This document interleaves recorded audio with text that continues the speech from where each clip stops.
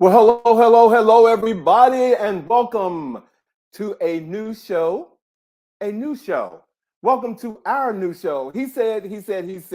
A look at the world from a seasoned black man's perspective. I'm Alvin King, your host, and thank you all for joining us today. Happy Black History Month to everybody, everyone. Hopefully, you are aware that it is Black History Month. Some of us go by or operate in the sense that it is Black History Month every day. I happen to be one of those people, but in all fairness, they have set February aside for all of us. Welcome to our show tonight. It is just Bobby, Vash, and I for our show. You know, every now and again, we have to stop and do a show that's just us. And this is our Let's Get Newsy IV.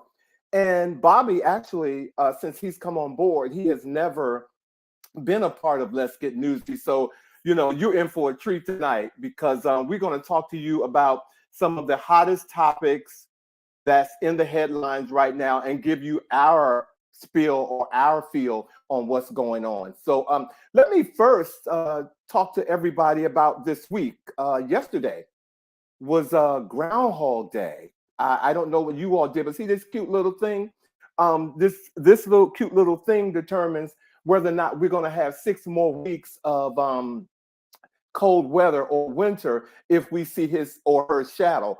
And apparently up in Pennsylvania, they saw her shadow. But I don't know if all this is like really true because this, you know, weather pattern that we've been having, at least in DC, I know that the cherry blossoms are already started blooming. So look, today is cold as a witch's, you know what, you all, but tomorrow is supposed to go up to 60 degrees in DC. So look, I don't know about you, Mr. Groundhog or Miss Groundhog, but I'm not ready for 6 more weeks of warm weather. I mean, of winter weather. Also, this week, I know all of you all know it's no secret, but Beyonce tickets went on sale.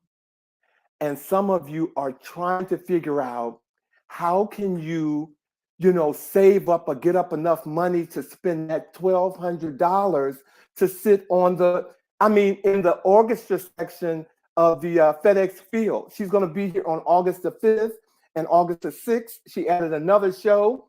I've been talking to some people, and you all are so hyped. I mean, you like little girls in a store talking about you're going to see Beyonce. And then those ticket prices became available yesterday. And you all just like clench your pearls. That's right. She is not playing, or I'm sorry, the promoters, everybody wants me to believe, are not playing with that ticket price. But her lowest ticket price that I have seen so far starts at $600, and it's up in the nosebleed section. So I don't know about you all. You have to register. Tickets are going to be available soon, but until they are, you got time to figure out whether you're going to pay your mortgage for some of you or not. But anyway, she's coming, and I'm going to try to find a way to be there, so maybe I'll see one of you all there. But I'm ready to get on with our show tonight. Ladies and gentlemen, if we could get on with all of that, I'm ready for the chat so I can get my guys in here. So let's go to the chat.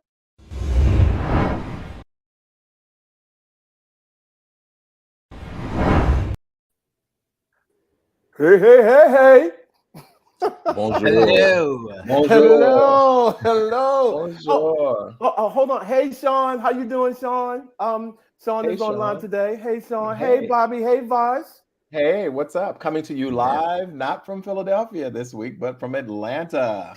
Wow. Another hotel room. You are just our traveling fool.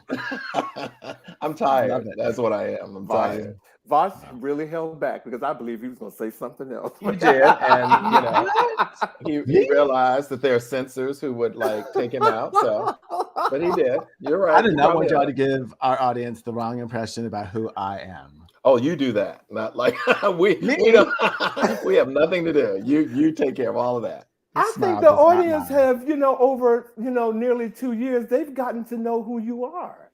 Which I think so. It's always Sean. It's always, hey, Sean. it's always that comment that, it's like we've said something and we think we're moving on, and Vash says something a little under, like it's not quite as loud as the previous statement, but he'll just say something on the side. And what do you make of all that? What do you make of all that, Bobby? When Vash Boddie speaks, everybody listens. See? And there you have it. There you have it.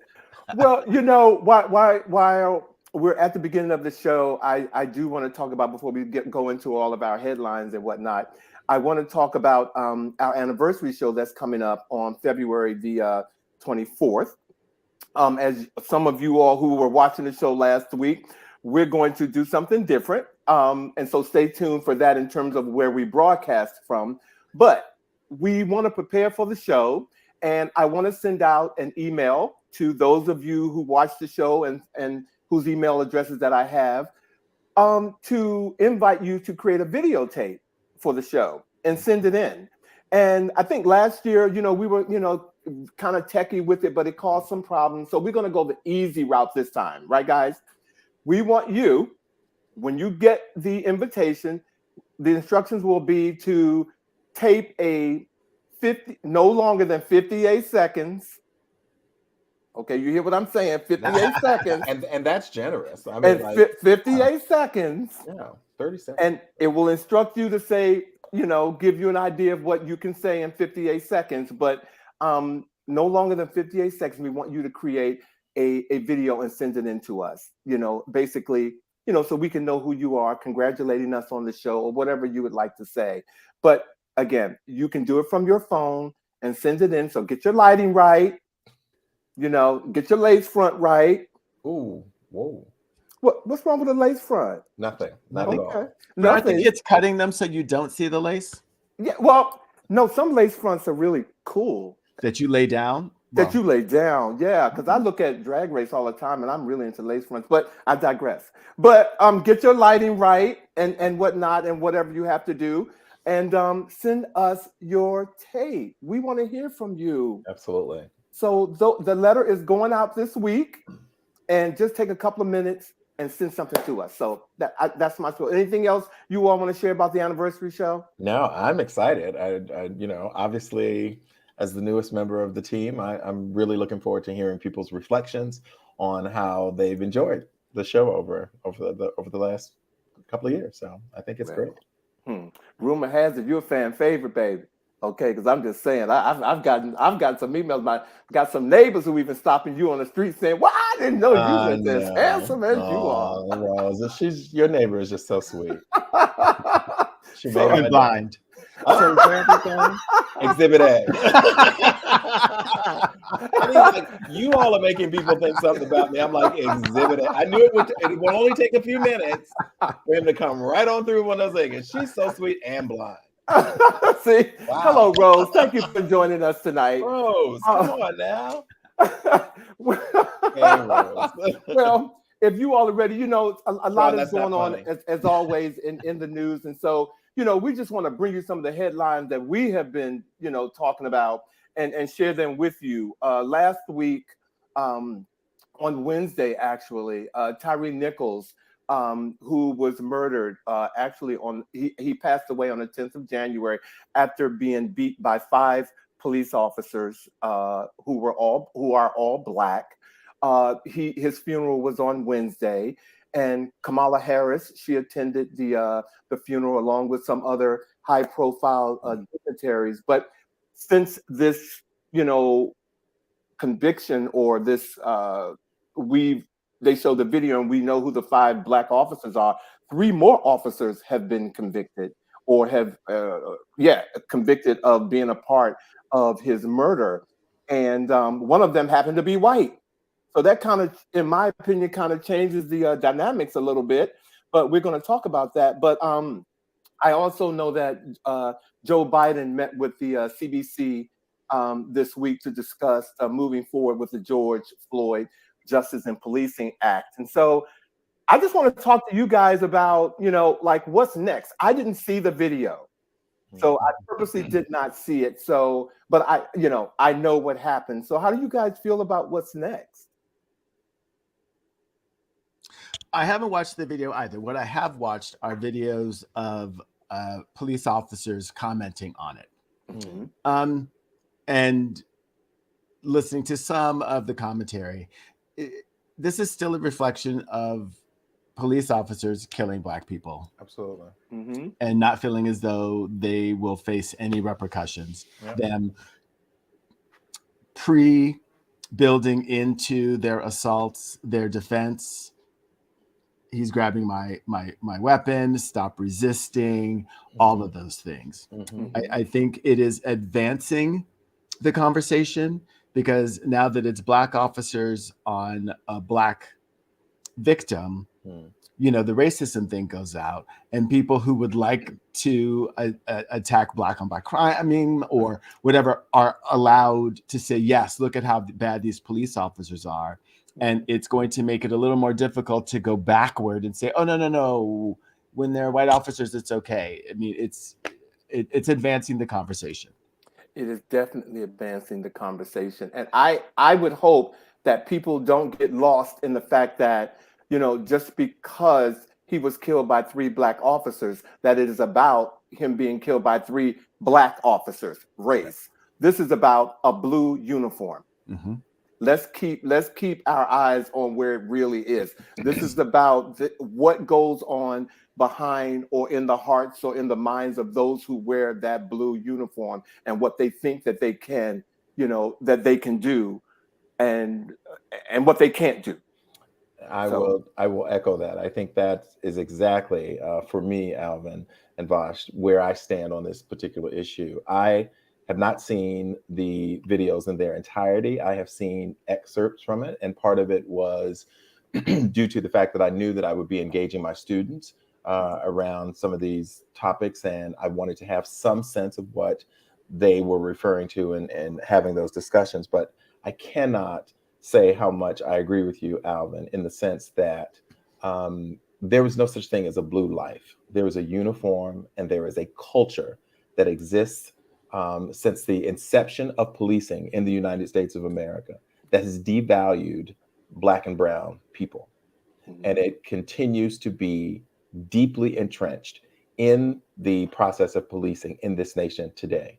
Are there good police officers? I want to be very clear. I know that there are good police officers out there, but they exist within a culture that perpetuates, as you said, certain things being done to certain people and not being done to others. I can speak without a doubt that even those police officers who brutally beat that young man would not have engaged a white citizen of the United States of America in that way. They just would not have done it. They would not. The consequences for their behavior, even though they got fired.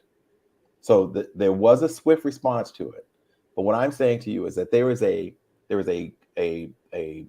understanding of behavior, of acceptable behavior and unacceptable behavior, that would have prevented them from engaging a white motorist in the way that they engaged with Tyree Nichols. I couldn't agree with you more on that. And you made me think of something else when you said swift move to convict them.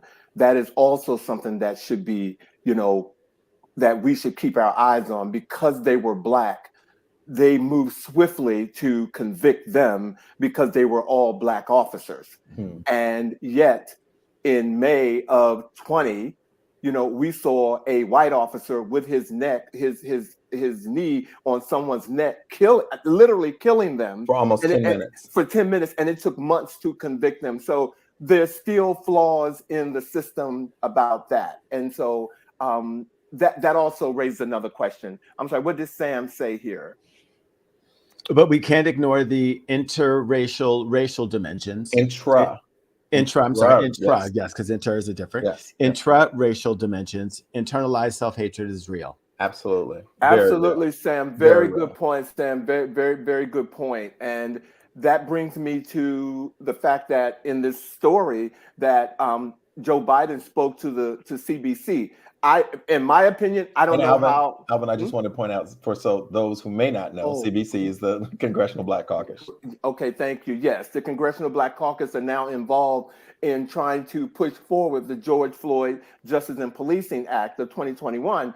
And what I'm saying to this is, I'm going to say, where have you been, Congressional Black Caucus? I don't know where you've been. My 90-year-old uncle asked me one day when I was over his house, because he knows I do the show, last year. He was like, where is the CBC, Bernard? My family calls me Bernard, guys. And I was like, he has a point. Yeah. And so to see them actively pursuing this and fighting to get this law or this bill pushed, or this act pushed forward in light of all this, is kind of refreshing to me. So yeah. So just quickly, and has anyone heard the little rumors that that he might have been dating a woman that one of the officers had been dating, and that somehow, some way that this could be connected? I know when Derek Chauvin, when all that was going on with George Floyd, people were saying, oh, well, they knew each other because they had a worked history. Together. Right. Yes. This is coming up as well. I don't know any specifics, but it would be interesting to see if any of that comes up during the trial. I do know for sure that they did mention that 3 of the 5 initial officers who were engaged in this brutal beating were members of a Black fraternity, Omega Psi Phi, and their membership has been revoked. The fraternity put out a national statement condemning this behavior and revoking their membership as members of Omega Psi Phi. Wow. Yes, Vash, I did hear about that rumor that that Tyree was supposedly dating a girl who was associated with one of the officers. But I also saw that heard that Tyree's stepfather went on TMZ and said that wasn't true. Okay. So I don't know what story is true or not. Look, the one more thing should be revealed. Yeah, one thing I do know is that this man was killed, and he should be alive today. Amen. So yeah, that is what I know. So we have to have answers, because I don't understand how 5 Black men as officers would do that to another Black man who clearly was an upstanding citizen. So more should be revealed. Thank you, guys. Moving on, we are going to explore the continued discovery of classified documents in the homes of high-level personnel, political leaders. As you all know, there were documents associated with our former president, whose name I choose not to use. And of course, there were documents, a smaller number, yet still classified documents found in the home of our current president, Joe Biden, and most recently, classified documents found in the home of former Vice President Mike Pence. And so the question, gentlemen, is the classified document situation. Is it something that really matters to you? Is it something that you believe is going to impact, moving forward, the way that political dignitaries will be able to have access? Is it something that's going to impact the election? Classified documents, your take. Discuss among yourselves. Well, I look at it like fishing. If all the Republicans everybody needs bait. You know what I mean? Both parties need the bait to hang somebody on. And I think before they found the documents in Mike Pence's house, I have to say, Biden was under pressure, serious. I mean, they were like really going in on. They have now backed off a little bit, because now becomes these pages don't know what they're doing.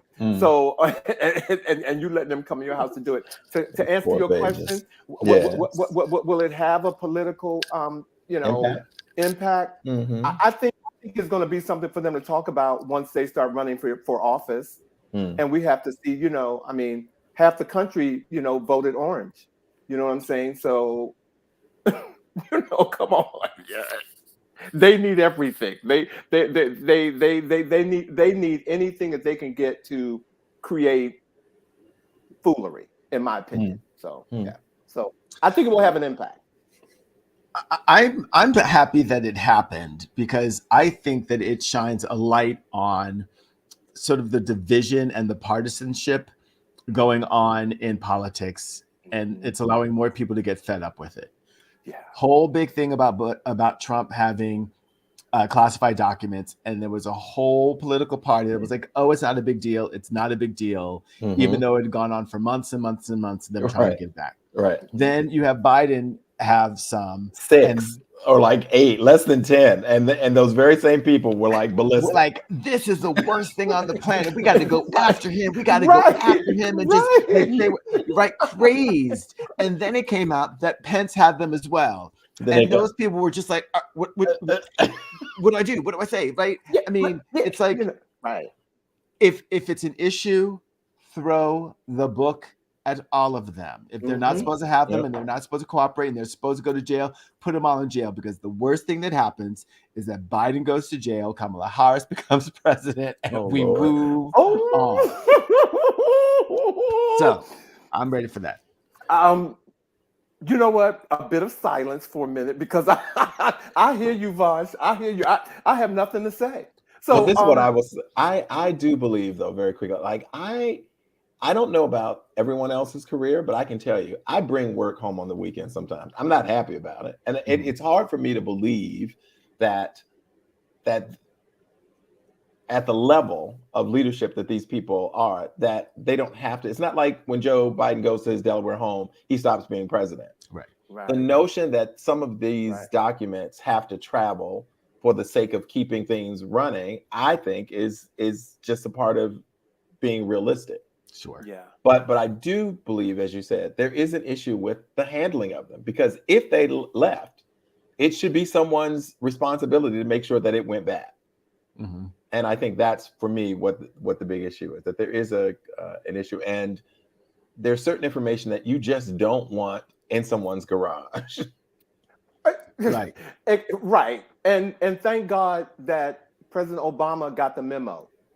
Okay, so far. So far, you have found nothing at the, at his home in DC and Chicago. So far. You haven't, again. And I'm willing to go to Hawaii to check. Okay. If they need somebody to go there. I will second that. I will sign the check for you. Yeah. Yes. Yeah. So, and okay, I don't, to answer your question, for me to close, I'm just going to say, I know it's going to impact the election results. It's going to come up. Somebody's going to use it to, beat it down, but they better be careful, because it's been found in an ex-president, an ex-vice president, and the current president's office. Yep. It was moved there when he was vice president. Right. So come on. What does Maurice say here? He said, I'll spend time at the place in the vineyard to check. At the Obamas. Right, exactly. That's very giving of you, Maurice. Well, guys, hold on. Well, let's see. Wait a minute. Norman Rich. What's up, guys? Saying hi from San Juan. Lord, ladies and gentlemen, this comment is coming from our producer. Yes. Who's in sunny San Juan. Okay. So Puerto Rico, right? My lovely island. Say hi to all the Tanners. Thank you for joining us tonight. So, Norm, the fact that you are in sunny San Juan and we are coming from Atlanta, Philadelphia, and DC, and you're gonna come on and say hi from sunny San Juan. Okay, we see how you're playing. I'm not mad. Bring me a cigar. Okay, please. Thank you. Well, while Norman is laying in the sun, ladies and gentlemen, I need you all to get a little serious with me about what's happening in this next story. There are a lot of fentanyl deaths that are happening right now. And they are happening in high schools and middle schools. As of December 16th, 2022, the monthly overdose deaths among persons aged 10 to 19 years old, adolescents, increased 109% from July to December in 2019 to July to December in 2021. Deaths involving illicitly manufactured fentanyl, that's IMF, increased 182%. Approximately 90% of deaths involved opioids, and 84% have involved fentanyl. I want to take a moment to tell everybody who's watching how serious this is. And really want to talk to the parents here. Mm. I got to. If you're not talking to your kids about what's happening here, I'm going to say you are setting yourself up for the worst experience of your life. That's what I have to say right now until you guys weigh in, because this is kind of, I actually had an experience where if I had kept my mouth shut and didn't voice something that could have possibly happened, I was actually communicating to someone who didn't know that there was a chance that their child could possibly get a hold of fentanyl. Mm. Wow. And it disturbed me to the point to where I'm disturbed today, because that didn't come up in the conversation when it was discussed that this person, that this child brought home something from another child that you didn't know about. Wait, they brought home like a pack of things or what have you? It was like a pack of, actually it was Kool-Aid. Pack of Kool-Aid. So who gives your child Kool-Aid in school? I don't even know if they still sell Kool-Aid in the store. But They do. but okay, they do. But your child comes home with Kool-Aid, and you don't know where it came from, and you're just concerned that the child came home with Kool-Aid and some of it fell on the floor. And again, it was kind of personal to me, and I felt like I needed to say something because somebody is not getting the memo that these kids are dying. A child just died today here in DC. I think there's a picture, I think, Vash, you may have shown it. I didn't see it. I was talking, that has all of the kids that have died. I mean, this is kids who are dying every day. Yep. And it's very serious. And I just need you all, if you got friends who have kids or teenagers or whatever, talk to them, because it is no joke. And these kids who say they got back problems, they can't sleep because they got classes or whatever, talk to your kids. If they can't get it from the store, you can't get a sleep aid from the store. Because they can't sleep, they have too much school or whatever. And here's the thing: the kids who are dying from fentanyl are not drug abusers. That's true. Well, I will just say quickly, I'm an educator. I've been in education for almost 40 years now, and it is scary. It is scary, the reality, from vape cartridges to, fentanyl, the fact that counties are now having programs where parents can have access to, what is it, Narcotan, I think is the drug that Narcan. Narcan. Yes. I'm sorry, Narcan, to reverse the possibility of an overdose.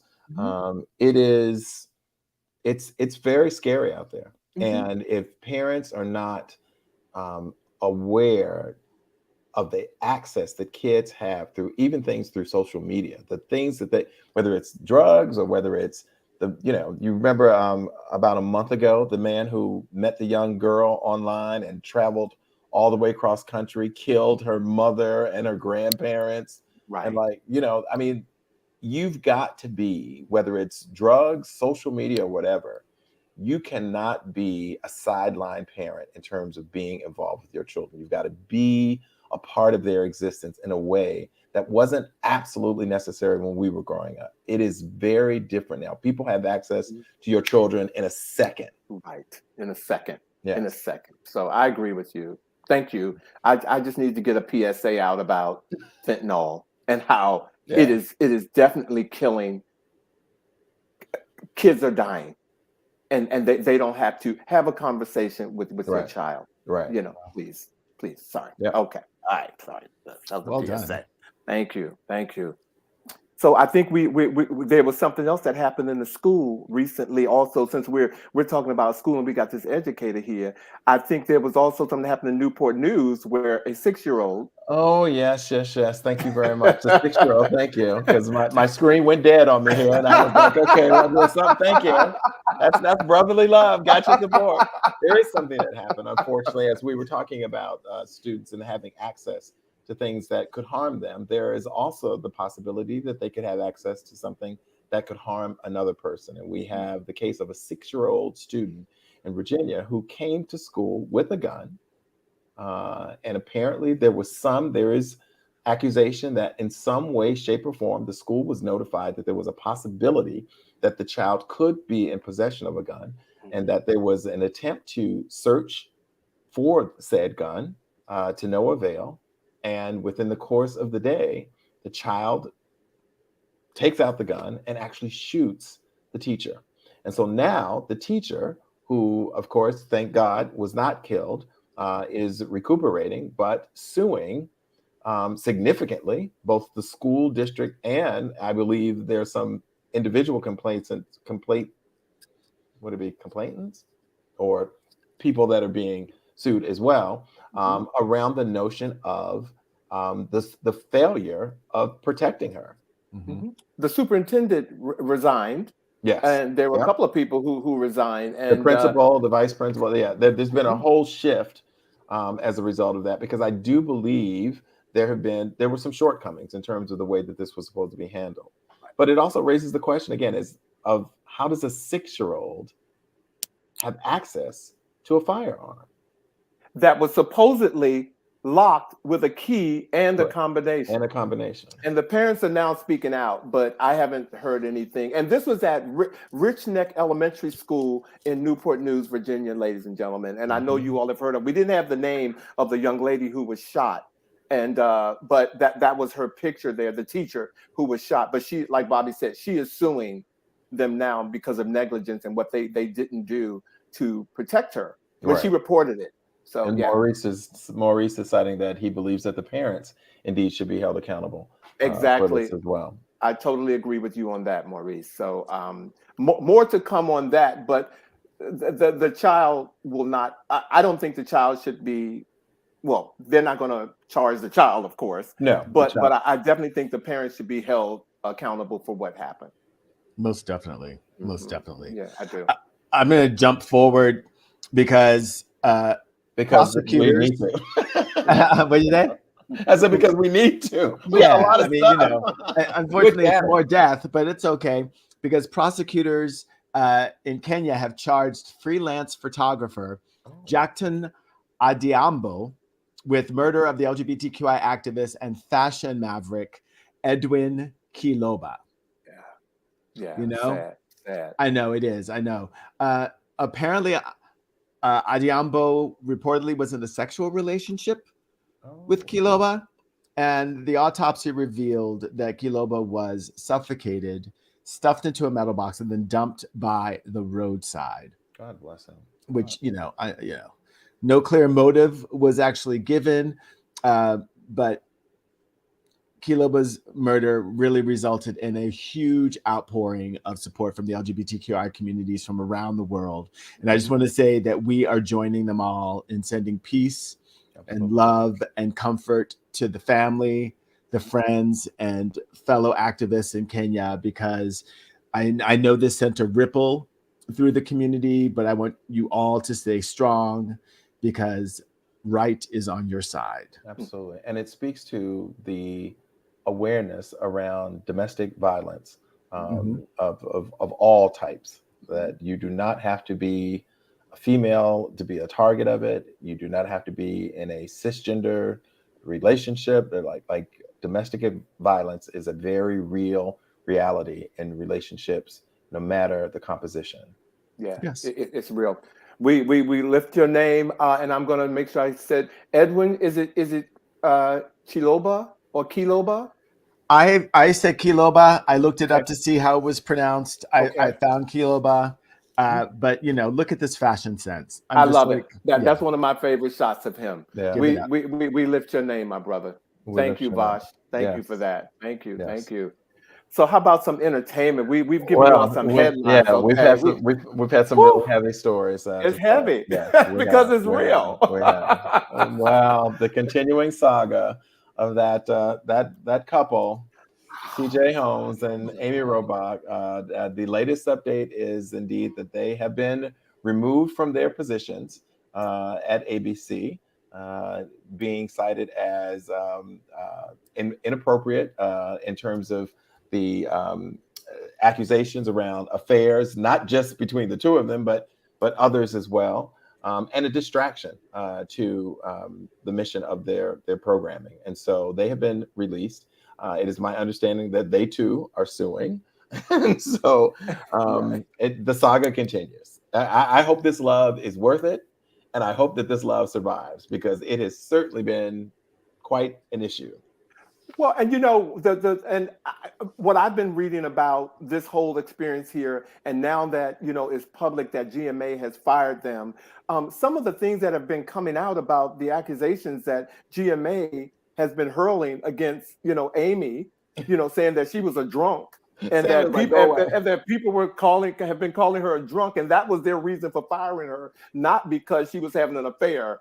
It was like she was this evil person backstage and all this other kind of stuff. And it's kind of messy. And quite frankly, I don't know the insides of their contract, but personally, I don't think they've done anything that another person on another show hasn't done before. So, and they look good together. So I'm just going to say, I hope whatever the outcome is, it's a win-win for everybody. Being on TV is not everything. So. Although we would like to be there. We would like. Let's find out if it's everything. How's that? Yes, we'll report back. Help us out. How about that? How about that? Thank you. Thank you, Vash. Well, speaking of entertainment, since we are all in the world of entertainment right now, for those of you who don't know, Alec Baldwin has been formally charged with involuntary manslaughter in the killing of Helena Hutchins on the set of Rust after skipping mandatory firearm safety sessions and not paying attention during training. It's important to know because, So the movie's armorer, Hannah Gutierrez Reed, is also being charged. Even though she claims that she pleaded with producers to give Alec Baldwin more firearms training, requested a plastic gun be used for rehearsal scenes, and told producers to call her back to set if Alec Baldwin was going to use a real gun at any point. Gutierrez's requests were repeatedly brushed off. So, although they are charging her with negligence, she said that she tried to do her job. Assistant director Dave Halls, who greenlit the prop gun as safe to use, has also agreed to plead guilty to negligent use of a firearm under terms of a suspended sentence and the ability to just serve probation. So a lot going on with this, a lot of people being held accountable. I'm going to just say before I open this up to you guys that as an actor, on set, on stage, when you were given a firearm, you were told repeatedly, do not point this at another person. I don't care whether the gun was a water gun, whether it was carved out of soap before becoming a shank, or whatever it was. You were told, do not point that at another human being. So for him to do that. Well, I'm going to say too that if he was told that, that's first and foremost.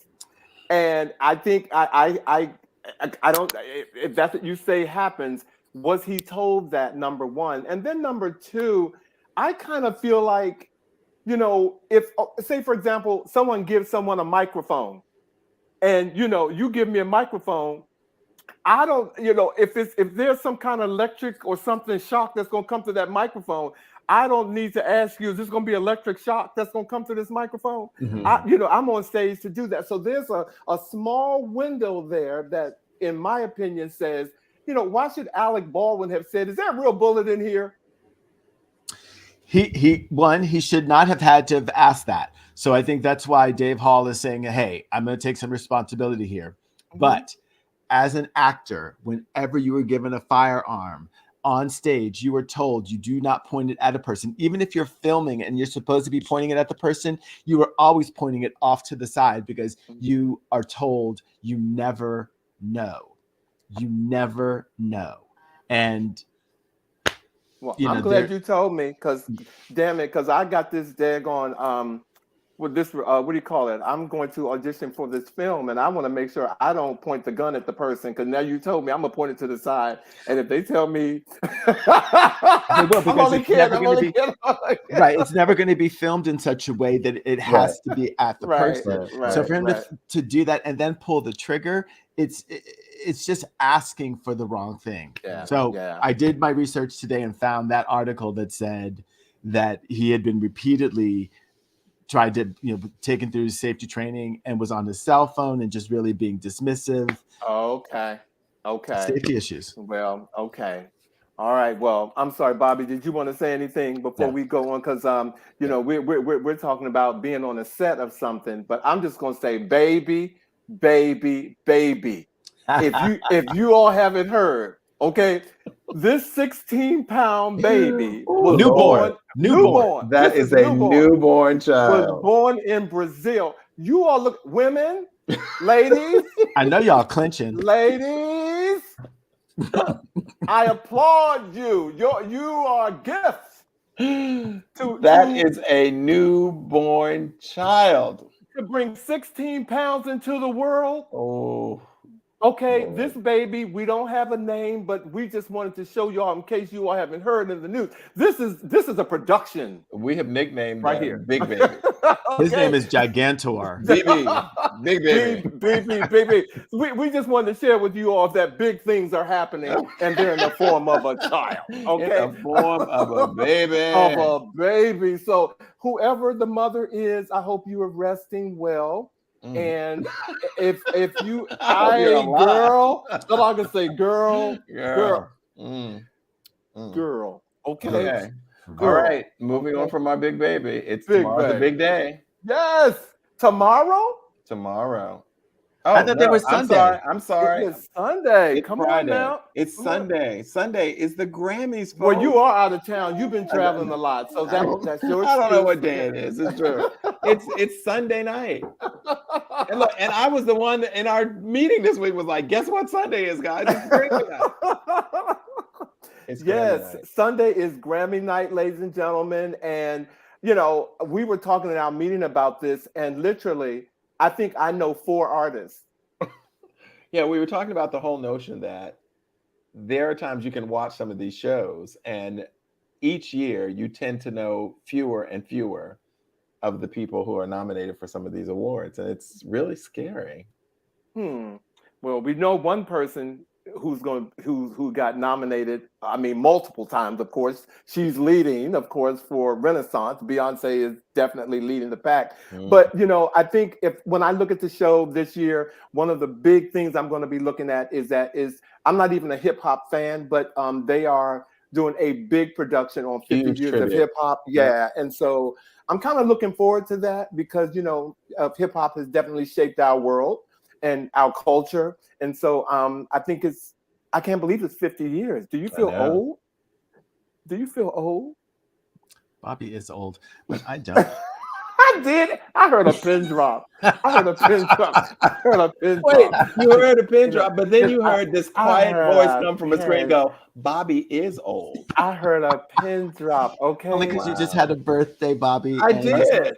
You did. But just know you don't look like what you've been through. Let me just say that you don't. You couldn't. You don't. I am proud to be 62 years old. Come on now. There you go. You look good doing it too. Thank you very much. Thank you. I will also say, as we're speaking of Sunday and getting off of me at this point, that part of what I'm also looking forward to is another hosting gig by the man that I just know and love and think he's brilliant is Trevor Noah. Is Trevor Noah hosting this show? Yes, he is. Again? Yes, he is. Oh, okay. That's another reason for me to look at it. Amen. Okay. Yes. Okay. Cool. Well, look, make sure you're watching, but look out for fallen objects because. Okay, now we're getting into crazy news. That's what we're right. This is we're going into crazy news. Look, crazy stuff has been happening. Make sure your life is right because this one. in Hawaii. We're gonna see that again. This woman is just walking into her little family room to watch some TV. Just came from the kitchen with some popcorn. And that is a boulder. Oh my God. A boulder. It's not funny, but she survived, so it's good. It's good. Exactly. Just narrowly misses her. Can you just imagine walking in your house and then boom, something comes through? It's like what is it? Final Destination, where it's like they're like, oh, we missed her. Boys, I promise you, call the insurance company and go like, a big boulder just rolled into my house. I wanted to see the outside of the house, though. I wanted to see what the house looked like when a boulder rolled off the hill. They've been having a lot of rain, out there, and a boulder just rolls through your house, and she was on her way. Mountain living is dangerous. You ain't never lied, Maurice. Maurice said it's dangerous to live in those mountains. Oh my God. Yeah. And Samuel says, you look good, brother. Okay. Thank you. Thank you so much. But you know what? There's a theme that we've got going here. That you'll never know when you're safe in your house. Because guess what else happened here in DC, in the DC area? A car going down the street, hits the curb, flips the curb, goes over the fence at the house, turns completely upside down, and lodges itself in the front of this house. Okay. It's like the TikTok flip your car and knock on someone's door challenge. Look at the railing on the porch that is completely unscathed. It didn't even touch the railing. Look at the railing. Look at the fence. Look at that picture. That car jumped that high, flipped. We're talking about some serious shots. Okay. That's. I hope someone has.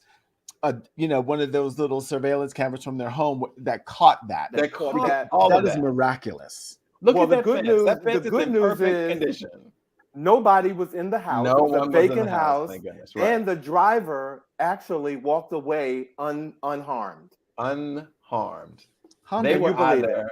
They had to be either, and pardon me, they had to be either high, drunk, or something, because the only way that you could walk away from something like that unharmed is that your body would not be responding as it normally would. Well, see, that's just Bobby's tape. I don't know if that's true. There's my disclaimer. Don't come suing me for slander either. Okay. Well, we've seen two pieces of crazy, but this next crazy is going to take us to a whole nother level.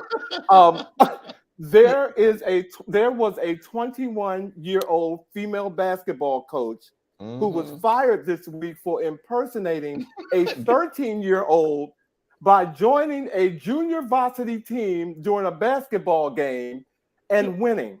And the parents spotted her. Let's look at this reel here.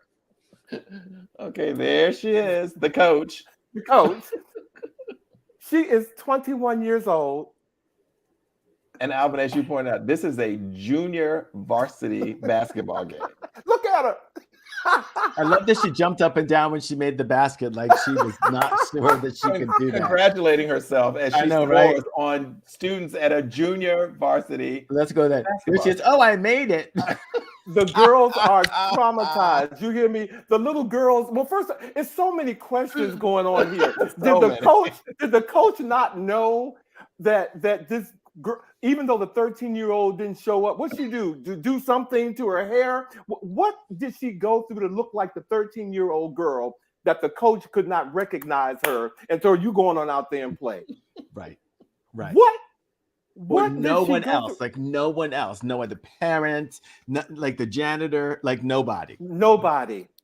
But the little girls, the team, they have been traumatized. And this is not a message that the school wants to send to the young girls. They want to play with integrity, and all that's been shot. I have one thing to say. Okay, it's all been shot. Hot mess party of 1 year table. Okay. Yes.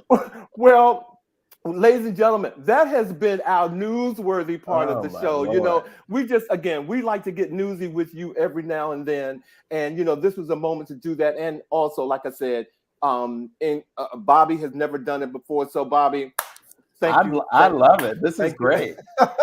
This is where we just say how we feel about everything. Let it go. Okay, let it go. So we decided, in honor of Black History Month, that for the whole month, that we are going to close the show by picking someone that we want to recognize during Black History. So every week, yes. Every week for the whole month. So we're gonna, Bobby, if you're ready to roll, take it away, my brother. I am. My Black History shout out this week goes to Congressman John Lewis. I will say to you that one of the great highlights of my professional career was meeting Congressman Lewis. This was an opportunity where Congressman Lewis actually came to our school, spent time with us. I had the pleasure of interviewing him in front of our school community, introducing him, and it was always a dream of mine to meet him. And I'm so grateful to my brother, Michael Collins, who at the time was Congressman Lewis's chief of staff, who helped facilitate the opportunity for Congressman Lewis to come to our school. And it remains one of the treasured experiences of my life to meet living history in this way. And I'm very, very pleased to say that in 23, there will be a forever stamp in honor and in memory of the great civil rights icon, the great voting rights advocate, Congressman John Robert Lewis. Great moment of my life. I thank God for the blessing of having met and spent time with Congressman Lewis. Thank you, Bobby. Thank Beautiful. you. Thank you. Beautiful. And so, Vash, who do you have today? Well, I have decided to give honor to the first openly gay Black mayor of a U.S. city, Ron Oden.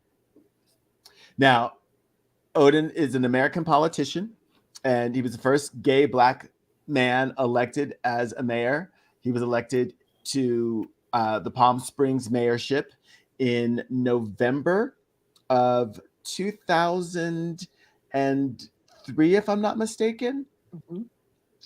Anyway, he has been groundbreaking and opening doors and being a true inspiration to other politicians, gay politicians, to go on and become leaders of cities. So I honor Ron Oden. And he's fine. Thank you. I remember him. And of course, I remember John Lewis. Thank you, guys. Well, I am going to close. The person who I've selected as my person today to honor and pay tribute to is author James Baldwin. A little bit about James Baldwin. He was born in Harlem in 1924. He was a writer and civil rights activist who's best known for his semi-autobiographical novels and plays that center on race, politics, and sexuality. Baldwin's work helped to raise public awareness and racial and sexual oppression. His honest portrayal of his personal experiences in a national context challenged America to uphold the values it promised on equality and justice. Themes of masculinity, sexuality, race, and class intertwine to create intricate narratives that run parallel with some of the major political movements towards social change in the mid 20th century America, such as the Civil Rights Movement and the Gay Liberation Movement. Baldwin's protagonists are often not exclusively African American, and gay and bisexual men frequently feature prominently in his literature. These characters often face internal and external obstacles on their search for social and self-acceptance. Such dynamics are prominent in Baldwin's second novel, Giovanni's Room, which was written in 1956, well before the gay liberation movement and a few years before I was born. But I didn't read Giovanni's Room until 1976 when I was in my junior year of high school. And it was a book that really changed my life. And I read at a moment, it was one of the first books I read. And it just taught me, helped me to understand some things about myself and getting to know things about James Baldwin. He was actually one of the first persons that I looked at and said, this person is unapologetically Black. Yeah. You know, he pushed that narrative. And for those of you who are not familiar with him, you may be familiar with some of his other work, like Notes of a Native Son, Sonny's Blues, and If Beale Street Could Talk. But Giovanni's Room was the book that changed my life. Baldwin died at his home in St. Paul de Vence, France, on December 1st, 1987, of stomach cancer at the age of 63. The person I've selected today to honor for Black History Month is author James Baldwin.